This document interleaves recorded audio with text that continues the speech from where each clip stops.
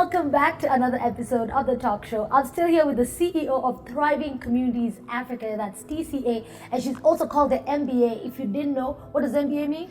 Men and Boys Ambassador. Faith Nashipae, good to see you. Thank you so much, Kagiri. You're beautiful. You are like a whole queen. I feel like humbled. Oh, I'm like, I want to you. stand up and curtsy, but I'll do that when we stand up.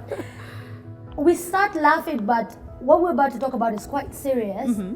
Thinking about healing from GBV. And just for someone who's watching this video, could you explain just one more time what it means and then get into, can we actually heal after all that torment? Yes, we can.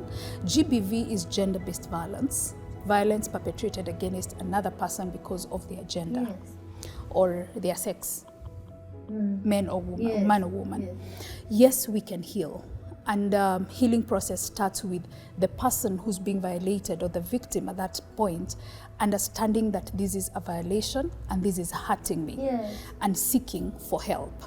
So when they seek for help, it can be rescue center, it can be speaking up so that the person who's violating them can be removed from their space.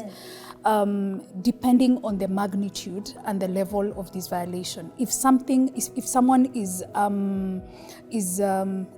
murderous, you simply can't sit there and wait to be killed and probably leave kids behind just because you're trying to look right. Faith, I feel like there are so many people maybe who are watching or who know the situation, but they're genuinely so beat up.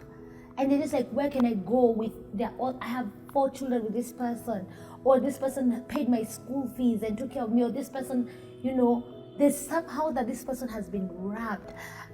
What would you say to someone who's feeling like, really, I can't get out of this, there's no way out?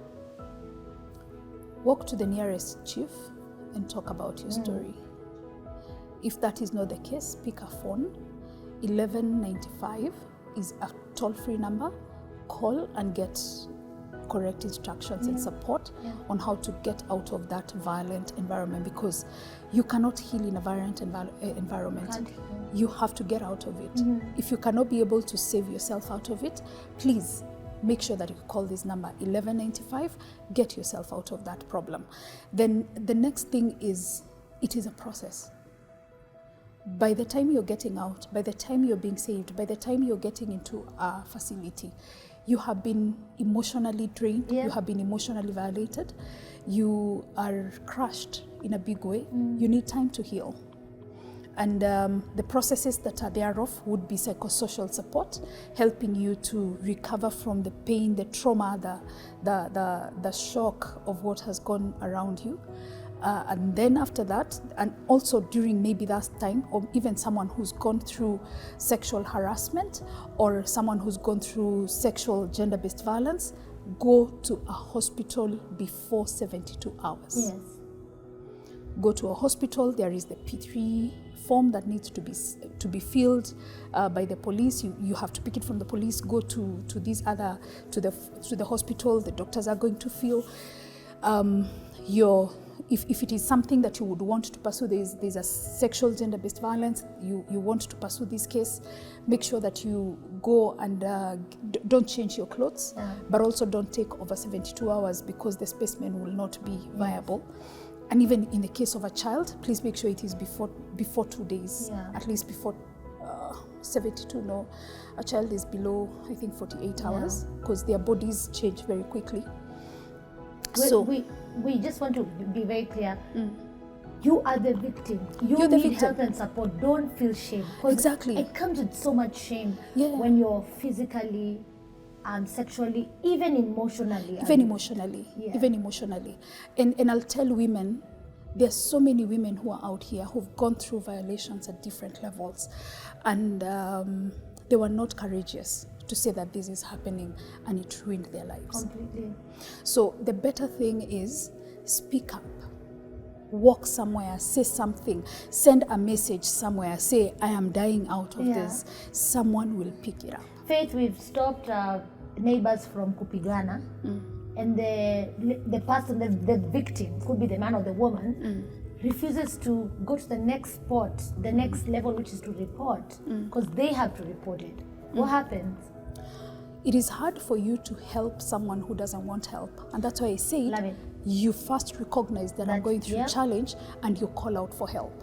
As we wind down, we literally have like 30 seconds, but we have to talk about this because the theme this year is actually to eradicate gender-based violence.